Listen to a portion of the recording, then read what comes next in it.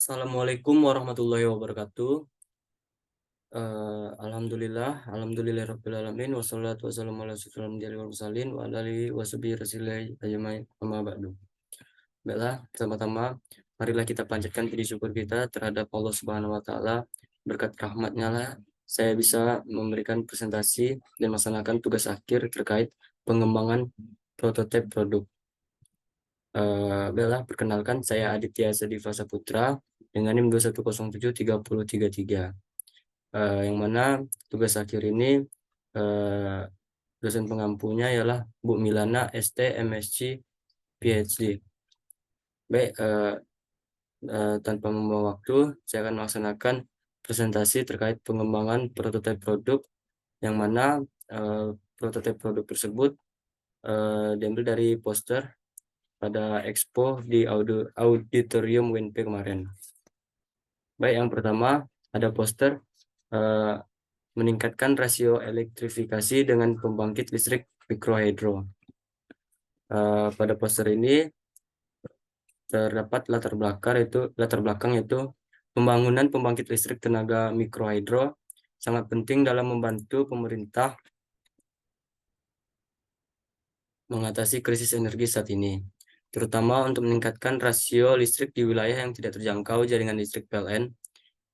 Masyarakat di kawasan Ngalau Baribui masih belum mendapatkan aliran listrik, padahal di kawasan tersebut terdapat pembangkit listrik tenaga mikrohidro, yang mana tujuannya ialah proyek ini mengusulkan perencanaan desain dan pembangunan pembangkit listrik tenaga mikrohidro dan instalasi listrik untuk masyarakat Ngalau Baribui, Kelurahan Batu Gadang. Dan kesimpulannya ialah hasil pengukuran penyediaan air di Ngalau Baribui menunjukkan debit dan head maksimum potensi hidrolik sebesar 5 kW. Perencanaan mikrohidro di kawasan ini meliputi potensi hidrolik, pembangkit dan turbin, pembangkit listrik, dan jalur distribusi overhead. Turbin fixed blade propeller dipilih untuk dikoppel dengan generator sinkron satu fasa untuk menghasilkan energi listrik. Baik, yang kedua, ada poster pemanfaatan limbah tongkol jagung menjadi briket sebagai bahan bakar terbarukan di Nagari Lingkuang Aua Bandarajo. Terdapat latar belakang yang pertama itu tingginya jumlah limbah tongkol jagung yang dihasilkan di Nagari Lingkuang Awu Badarajo. Yang kedua, belum optimalnya pengolahan limbah tongkol jagung hasil kegiatan pertanian. Yang terakhir, limbah tongkol jagung cenderung dibakar oleh masyarakat sehingga menyebabkan pencemaran lingkungan. Nah, dari poster ini bertujuan untuk meningkatkan pengetahuan, kemampuan, dan keterampilan mitra dalam memanfaatkan limbah tongkol jagung menjadi bahan bakar energi terbarukan. Meningkatkan pendapatan mitra yang bersumber dari pemanfaatan limbah tersebut. Yang ketiga, ada poster peningkatan nilai tambah produk gula tebu serta strategi kemasan dan pemasarannya untuk meningkatkan pendapatan petani gula di Nagari Baringin, Kabupaten Agam. Nagari Baringin atau Kabupaten Agam merupakan salah satu sentra budidaya tebu, dan terdapat usaha rumah tangga yang mengelola tanaman tebu secara sederhana menjadi gula merah berbentuk gula merah cangkang, yaitu kelompok bunga tabu. Secara umum, permasalahan yang ditemukan adalah kelompok bunga tabu belum mempunyai peralatan dan mesin yang memadai untuk memproduksi gula tebu tersebut, sehingga hasil produksinya masih sedikit. Spesifikasi permasalahan yang ditemukan ialah yang pertama, nilai tambah produk gula masih rendah. Yang kedua, belum ada standar pengemasan khusus untuk produk olahannya. Dan yang terakhir, petani tebu belum mempunyai pengetahuan mengenai pemasaran produk gula tebu tersebut. Solusi yang segera dilakukan ialah untuk mengatasi permasalahan ini agar kelompok bunga tabung mempunyai pengetahuan dan keterampilan yang cukup sehingga dapat membantu perekonomian keluarga dan terus berkembang agar dapat memberikan manfaat bagi lingkungan dan perekonomian. Melalui kegiatan ini diharapkan dapat membantu bunga tabu di Nagari Buring dalam memproduksi gula tebu sehingga diharapkan bisa menunjang pendapatan keluarga. Yang kedua, telah mengolah produk gula tebu dan turunannya. Yang ketiga, memiliki desain dan kemasan yang memenuhi standar penjualan. Dan yang terakhir, memiliki pengetahuan dan strategi pemasaran yang tepat untuk produk olahan gula tebu. Selanjutnya yang keempat, ada studi karakteristik aliran gas buang kendaraan menggunakan mekanisme elektrik turbo compounding atau ETC. Latar belakang pada poster ini adalah penelitian ini merupakan lanjutan dari penelitian sebelumnya. Pada tahun sebelumnya, pengusul telah melakukan penelitian pemanfaatan aliran gas buang atau exhaust energy harvesting dengan mekanisme elektrik turbo compounding atau ETC. Dari data simulasi pada periode penelitian tahun pertama, diperoleh titik konsentrasi tekanan yang menghambat aliran gas buang. Pada tahun kedua ini, penulis menargetkan melakukan desain ulang pada turbin ATC dan menunggu material ATC menggunakan komponen yang memiliki koefisien gesek lebih rendah. Produk yang dihasilkan turbin ATC menjadi lebih baik. Dari penelitian ini dapat disimpulkan bahwa sistem yang dilengkapi dengan mekanisme ATC memiliki T, P, dan V yang lebih tinggi dibandingkan dengan sistem yang tidak menggunakan mekanisme ATC. Aliran gas buang pada mesin yang tidak menggunakan mekanisme ATC mengalir langsung ke pipa pembuangan tanpa mengalami hambatan sehingga P dan T berada di sekitar lower exhaust manifold. Baik, selanjutnya kita lanjut.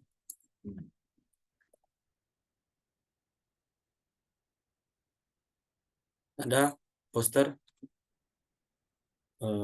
penguatan pengelolaan bank sampah, peningkatan kapasitas pengurus dalam mengedukasi dan menyusun rencana jangka pendek, menengah, dan panjang bank sampah Kasaro.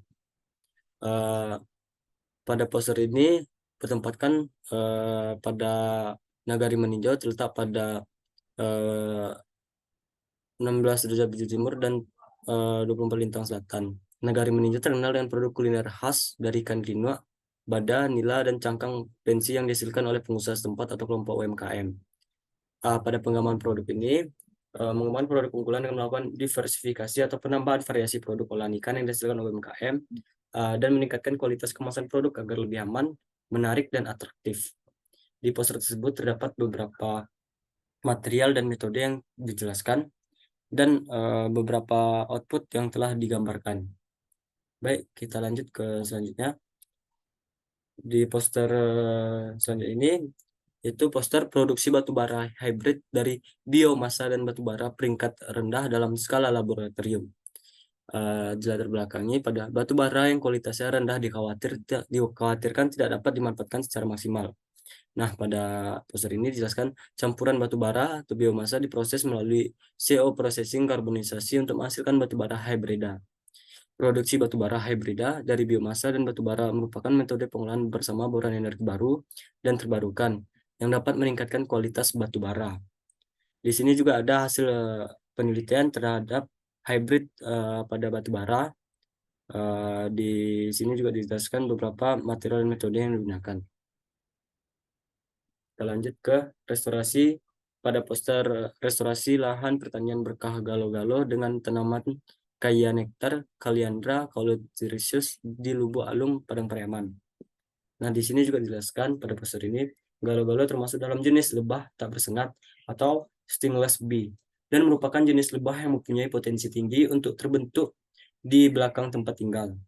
Potensi tersebut menarik minat komunitas usaha kecil bernama Berkah yang berlokasi di Lubuk Alung, Padang Pariaman. Galo-galo hanya menghasilkan sedikit madu dibandingkan dengan lebah liar. Namun, kualitasnya dilaporkan tinggi dan harganya juga bagus. Karena peternakan yang dibuat secara desain, sumber pakan yang tidak memadai, hal-hal yang tidak dimasukkan dalam daftar berkah, hingga rendahnya produksi lebah madu yang didapi oleh kelompok. UNP mendampingi kelompok tersebut melalui program pengabdian kepada masyarakat dengan menanam tanaman nektar jangkauan Kaliandra calitrius, pionir dengan limpahan perang dan nektar. Baik, selanjutnya kita akan masuk ke poster perancangan dan konstruksi peralatan multilatihan stasiun untuk atlet. Pada poster ini, poster pengembangan pada perlengkapan olahraga yang menarik bagi kebanyakan orang ialah peralatan olahraga yang tidak sulit digunakan, murah, dan tidak membutuhkan area yang luas untuk digunakan.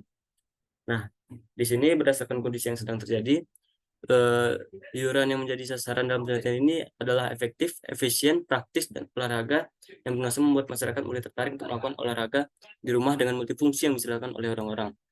Di sini dijelaskan cara pembuatan pada produk perlengkapan olahraga yang mana sangat efisien dan sangat praktis untuk dilakukan di rumah atau untuk diletakkan di rumah.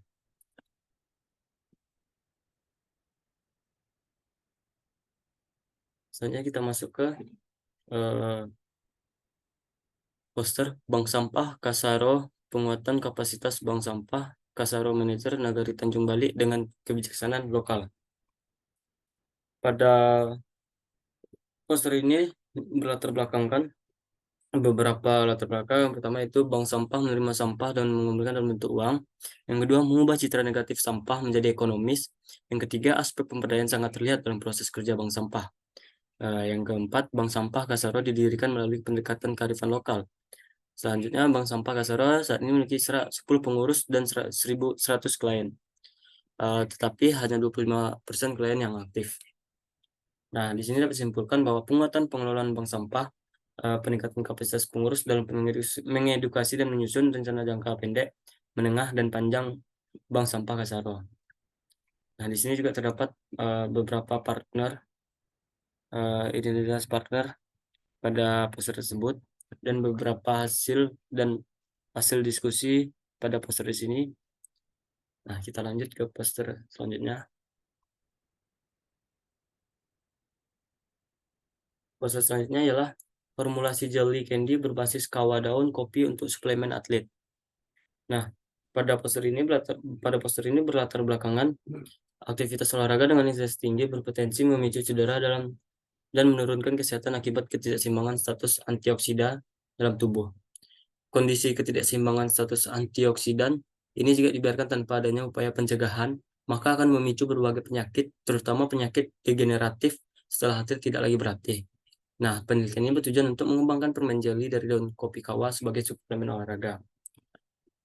Di sini juga dijelaskan hasil dari diskusinya dan juga material dan metode yang dipakai. Nah, mungkin cukup sekian presentasi poster terkait pengembangan prototipe produk pada Expo di Auditorium pada tanggal 4 sampai 7 Desember 2023 kemarin. Jika ada salah kata, saya mohon maaf, dan jika ada beberapa yang tidak benar, mohon dimaafkan. Wassalamualaikum warahmatullahi wabarakatuh.